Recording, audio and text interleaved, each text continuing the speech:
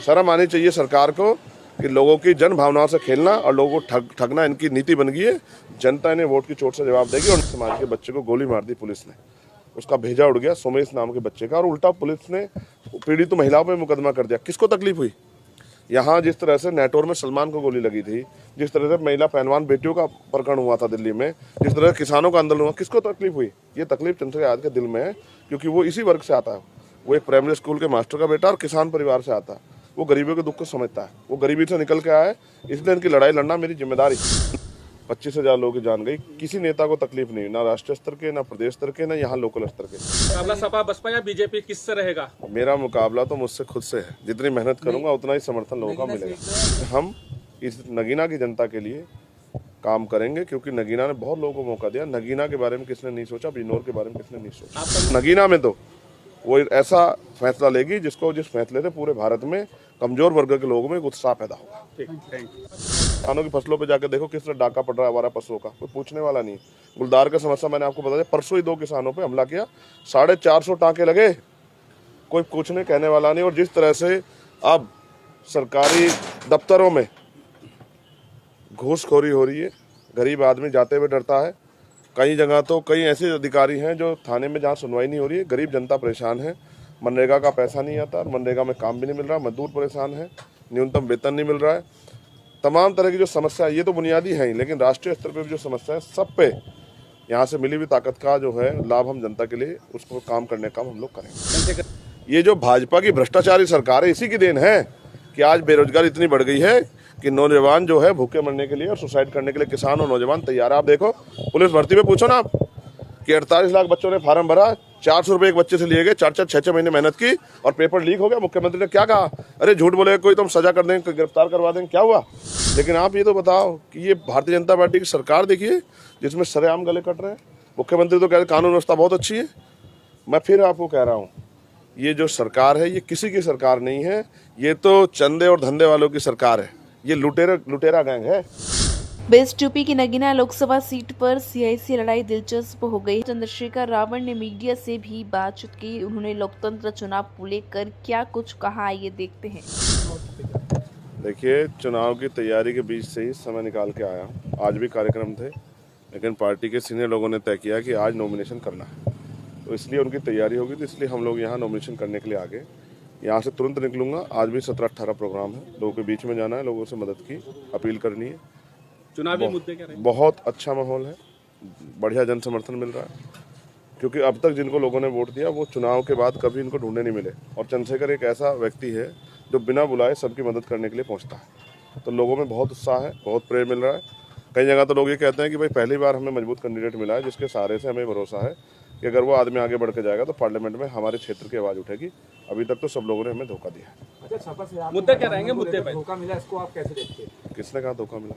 जैसे आप तक देखो, हम प्रयास करते हैं कि एक दूसरे अच्छे रिश्ते बन जाएं, किन्हीं कारणों से नहीं बन पाते। मैं राजनीति में इसको धोखा नहीं मानता। उन्होंने जो कुछ फैसला लिया अपने बारे में, अपनी पार्टी के बारे में अच्छा सोच के लिया होगा। अच्छा, एक राम गोपाल जी का बयान आया था कि जब पूछा गया कि चंद्रशेखर जी को आपने टिकट नहीं दिया, तो उन्होंने कहा कि चंद्रशेखर जी ने टिकट मांगा ही नहीं, क्योंकि वो तो कह रहे थे कि मैं अपनी पार्टी के सिंबल पर लड़ना। मैं अपनी पार्टी के सिंबल पे ही लड़ूंगा भाई। ये हमारे लोगों की अस्मिता से जुड़ा हुआ सिंबल है, उनके संघर्ष का सिंबल है, तो मैं इसी से लड़ूंगा ना।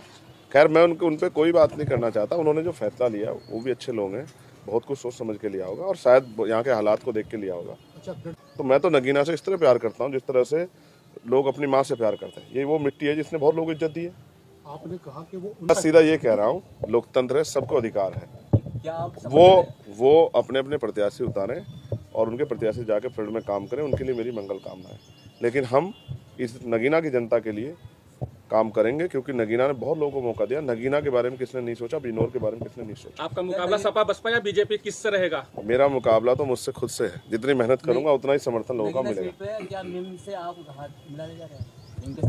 अगर कुछ किसी से हाथ मिलेगा तो आपको पता लग जाएगा। कोई काम बंद पर्दे में थोड़ा ही होता है, ये तो लोकतंत्र है।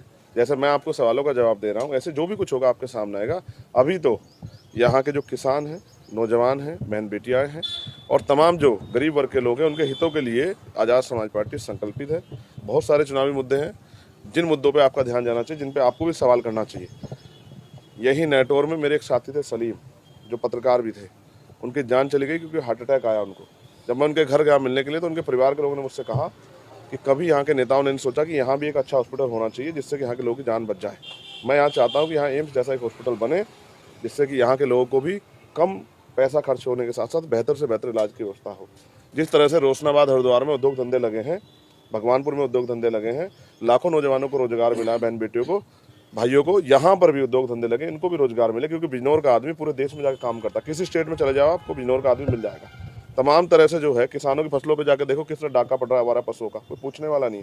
गुलदार का समस्या मैंने आपको बता दिया, परसों ही 2 किसानों पे हमला किया, 450 टाँके लगे, कोई पूछने कहने वाला नहीं। और जिस तरह से अब सरकारी दफ्तरों में घूसखोरी हो रही है, गरीब आदमी जाते हुए डरता है। कई जगह तो कई ऐसे अधिकारी हैं जो थाने में जहाँ सुनवाई नहीं हो रही है, गरीब जनता परेशान है, मनरेगा का पैसा नहीं आता, मनरेगा में काम भी नहीं मिल रहा, मजदूर परेशान है, न्यूनतम वेतन नहीं मिल रहा है। तमाम तरह की जो समस्या है, ये तो बुनियादी है ही, लेकिन राष्ट्रीय स्तर पर भी जो समस्या है, सब पे यहाँ से मिली हुई ताकत का जो है लाभ हम जनता के लिए उसको काम करने का हम लोग करेंगे। चंद्रशेखर जी, उपचुनाव में खतौली में आप लोगों ने समर्थन दिया था गठबंधन को, उसके बावजूद आप लोगों को टिकट यहाँ पर नहीं, आपको गठबंधन ने कोई समर्थन आपको नहीं मिला, इसमें क्या कहना है आपका? हम हर उस व्यक्ति के साथ खड़े हैं जो भी देश बचाना चाहता है। देखो, मैंने एक बात आपको स्पष्ट कर दूं, पहले दिन से मैंने कहा, क्योंकि जब मेरे ऊपर गोली चली, 4 गोली चली, किसी सदन में आपने नहीं सुना होगा किसी भी नेता ने ये कहा हो कि भाई अगर वो चाहते तो सरकार को ही घेर लेते, कि भाई कानून व्यवस्था आपके यहाँ बहुत बेकार है, जितने लोगों का नेतृत्व कर रहा है उसी पे गोली चल रही है, आम आदमी का क्या होगा। तो किसी सदन में आपने नहीं सुना होगा जब मेरे जैसे व्यक्ति पे चली गोली के लिए कोई आवाज़ नहीं उठाता। अभी यहाँ रामपुर में एक दलित समाज के बच्चे को गोली मार दी पुलिस ने, उसका भेजा उड़ गया, सोमेश नाम के बच्चे का, और उल्टा पुलिस ने पीड़ित महिलाओं पर मुकदमा कर दिया। किसको तकलीफ हुई? यहाँ जिस तरह से नेटवर्क में सलमान को गोली लगी थी, जिस तरह से महिला पहलवान बेटियों का प्रकरण हुआ था दिल्ली में, जिस तरह किसानों का आंदोलन हुआ, किसको तकलीफ हुई? ये तकलीफ चंद्रशेखर आजाद के दिल में है, क्योंकि वो इसी वर्ग से आता है। मैं फिर आपको कह रहा हूँ, ये जो सरकार है ये किसी की सरकार नहीं है, ये तो चंदे और धंधे वालों की सरकार है। ये लुटेरा गैंग है जो चंदा दे दो ठेका ले लो, और सीबीआई ईडी इनकम टैक्स पर छापा लगे, वो चंदा दे दो तो बिल्कुल पाक साफ हो जाए। ये जो भाजपा की भ्रष्टाचारी सरकार है, इसी की देन है कि आज बेरोजगारी इतनी बढ़ गई है कि नौजवान जो है भूखे मरने के लिए और सुसाइड करने के लिए किसान और नौजवान तैयार है। आप देखो पुलिस भर्ती में पूछो ना आप कि 48 लाख बच्चों ने फार्म भरा, 400 रुपये एक बच्चे से लिए गए, 4-4, 6-6 महीने मेहनत की और पेपर लीक हो गया। मुख्यमंत्री ने क्या कहा? अरे झूठ बोले कोई, तो हम सजा कर देंगे, गिरफ्तार करवा देंगे। क्या हुआ? पेपर लीक हुआ नहीं हुआ, फिर आपने भर्ती क्यों कैंसिल की अगर लीक नहीं हुआ? जो पेपर नहीं संभाल सकते उत्तर प्रदेश, इतने बड़े उत्तर प्रदेश को संभाल लेंगे? शर्म आनी चाहिए सरकार को कि लोगों की जन भावनाओं से खेलना और लोगों को ठगना इनकी नीति बन गई है। जनता इन्हें वोट की चोट से जवाब देगी, और नगीना में तो वो ऐसा फैसला लेगी जिस फैसले से पूरे भारत में कमजोर वर्ग के लोगों में उत्साह पैदा होगा।